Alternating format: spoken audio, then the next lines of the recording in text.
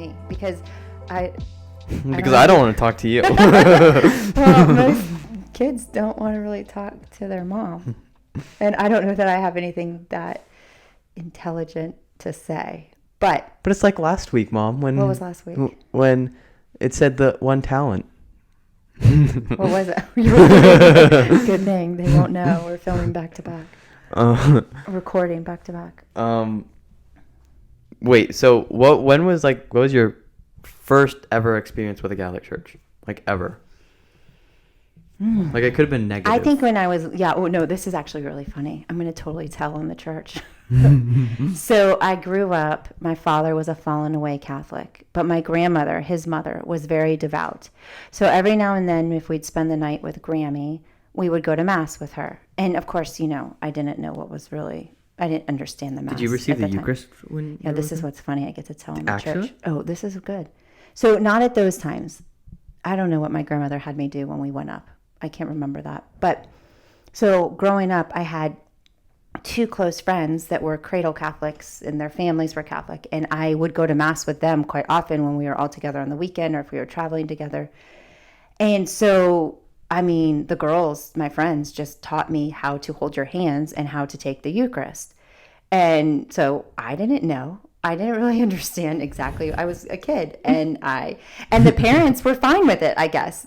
So anyways, the parents, I don't know, it just all happened. And so, yes, I would take the Eucharist, but I didn't understand it because I was probably, 7th grade, 4th grade? I don't know, little. So then in college, I didn't really attend a church, but I had a friend who was Catholic. And so I'd go to Mass with her at times. And I actually had 2 friends that were Catholic, so we'd go to Mass together sometimes. And one time we kind of were walking in late, and it was this family parish in Gainesville.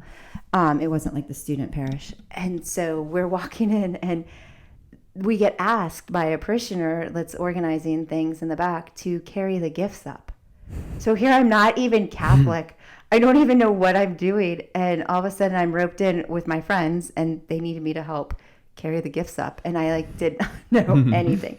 But I laugh at it because, of course, it is not what the church teaches and everything, but I do feel like, the Lord was after me. The Lord had to have something there. Me. If you've been going to Mass your whole life, essentially, but just not knowing about it. Yeah, he was after me. And there's a lot of things that have happened that I just look back and I'm like, there was something there. And at the end of the day, I don't think the Lord cared that much. Maybe, but I don't know. I just, so that was that. But no, about not technically correct catechism. Well, yeah, and I don't think the Lord cared about that much. I guess because obviously it was allowed to happen. But what was interesting when Daddy and I were getting married. Oh, that's what it was in the context of our wedding, because we were both converts, and so a lot of people, most people, were not at our wedding. Were not Catholic; they were Protestant, but they were in a Mass. It was at a regular Mass, and so. There's always that tension as a non-Catholic coming into Catholic Mass, trying to get their bearings of all the what we say and the standing up and the kneeling. Did you know what to say by the time of your wedding, or were you still getting? Oh yeah, no. I knew what to say by then because I had converted, and I had been to Mass for a long time. But the people, it's always just stressful for outsiders to come in, and so but the priest was wonderful, and he said, "Listen. Wherever the body of Christ goes, it goes. And if it accidentally goes into someone else's hands, he's like, we're not going to stress out and worry about it." And I just thought that whether that's right or wrong, I do not know. However, I thought it was a compassionate way of not stressing over it too much. Yeah. And it's Jesus. And, he certainly can do whatever happens, he can make right. So. Yeah. I don't think Jesus cares at the end of the day. You don't? Not too much. If there's one person who knows they shouldn't be receiving it, but they're receiving it on purpose, that's one thing. But if there's there's somebody who doesn't know what they're doing and they accidentally receive it because they're I don't know what I'm doing. I think there's a lot of grace for that. Right. Yeah. Wait, so how did you become Catholic though? When did you become Catholic, and how did that process start? I know a little bit of it, but when we were talking about it last night, I obviously don't know all of the story. Yeah, what did you think Like you went into the woods crying? Like I went into the mountains crying. Yeah. None of that ever happened, and I don't even know what woods you were talking about, but it's all good. So Daddy converted in college to Catholicism, and it was a big deal for him to convert, coming from a strong Presbyterian family. And that's his story that I cannot tell because I will not do any. I won't be able to tell it in a way. Right? Yeah, I can't remember it. So anyways, to do it justice. But when we were getting married, Daddy never put pressure on me to become Catholic, but we were attending Mass every now and then. Wait, was Dad Catholic and he was only attending Mass every now and then? Or? No, Daddy was going to Mass. So I was probably going with him. I can't really remember all the details. But we also were going with my grandmother because we were in North Palm, and it was wonderful to get to go with her and things. And Daddy was going to Mass, so I'm sure I was just going with him. And then, but I don't know that I felt necessarily like, oh, I've got to become Catholic. And we certainly, like, we would pray. Sometimes we pray, like, Liturgy of the Hours and things. And so I'm sure things were working that I wasn't aware of. But we had our wedding set up at this non-denominational church where my parents had gotten married at. And somehow in our engagement early on, when I was praying one time, the Lord just made it super, super clear that I needed to get married in the Catholic Church. You were in the woods, right? Yeah, I was in the woods crying. No, but so I had to get married in the Catholic Church. And I asked him, I'm like, that means I need to go through the RCIA process. And he's like, I just felt him saying, yes, that's what it means. And so it was just a lot of time of transition. We were moving into law school, and we started the RCA process at one church, and then we moved to law school and finished it at another church. And I came into the church the Easter, so probably April, before we got married in June. So it was kind of out of obedience, but then I certainly have grown to love the faith. And do you think you were fully Catholic? I mean, of course you were a Catholic, but do you think when did you think that you fully became all in the Catholic faith? Embracing the Catholic. Yeah, you truly you pursued it almost in a way. I think after law school, when we moved back home, I think that we just were blessed to have a couple good friends who were very devout, and they knew their faith, and they were very strong. I just think we were blessed with a lot of friends, couples and families who knew their faith very, very well, who were working in their faith and living Catholic lives and Catholic marriages, and they became our close friends. And so I learned so much from them, and things that I would have turned my nose up at or not understood, that they were able to, shed light on it from a Catholic perspective. And, then it just became very abundantly clear that was where we were being called. So, when did we start praying the rosary? Because I remember praying it when we were in that one house. Which one? The one in West Palm. Oh, you remember that? I remember praying it a lot. Oh, that's interesting.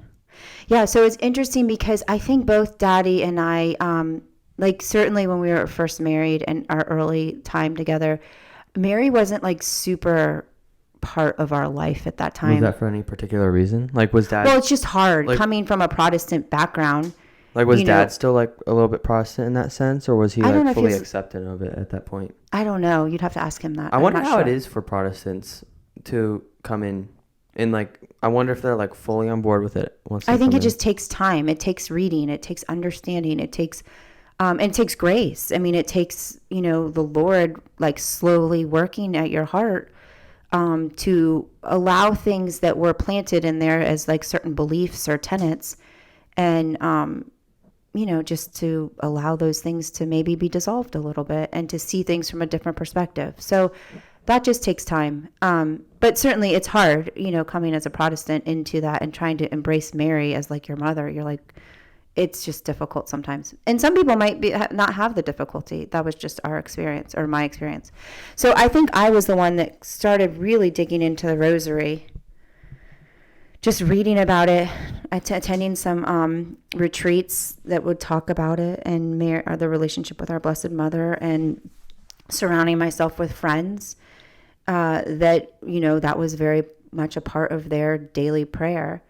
And that's how it grew from there. And then we started with our family. When did we like start praying the rosary? Like actually? Well, it's hard with little kids. So sometimes was it kind of just like sometimes we prayed it, sometimes we didn't? Yeah, it's hard to be well, for us it was hard to be consistent all of the time. Because I remember praying it a lot when we were in our houses in North Palm. Yes, I feel like that's because you guys were older then. I think I had made a consecration to Mary by then. And so that kind of opened up a whole new just gave a whole new priority to the rosary. And just reading about the stories of Fatima and the children at Fatima and the messages to Sister Lucia,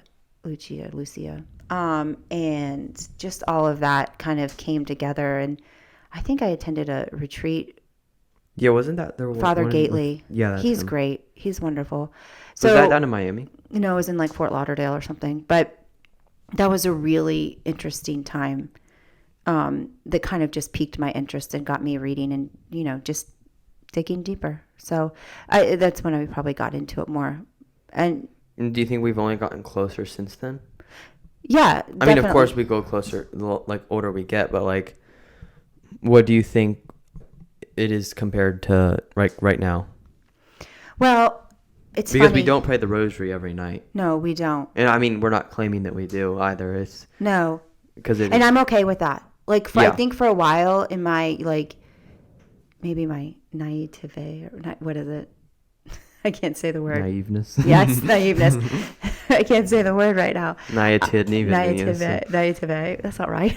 Who knows? Anyways, just in my ambition probably of we're going to do this. And, and also we have little kids. It's different when you have little kids, little kids, you can't get them to sit still all the time to get through a full decade. So you can keep praying it, which is so good. And I would never discourage somebody, but I would also say there should be a lot of grace. But then we got to the point where we had kids that could sit and say it, and it was great. And it was so cute when Brooksy was learning how to say the Our Father, and we'd go slowly with him and he'd repeat it. I mean, and he can't pronounce all the words. It was super cute. And that was a great time where I think we said it more often. And I think we're in a different season in life now where we have older kids with different schedules who sometimes they don't get home till 9:00.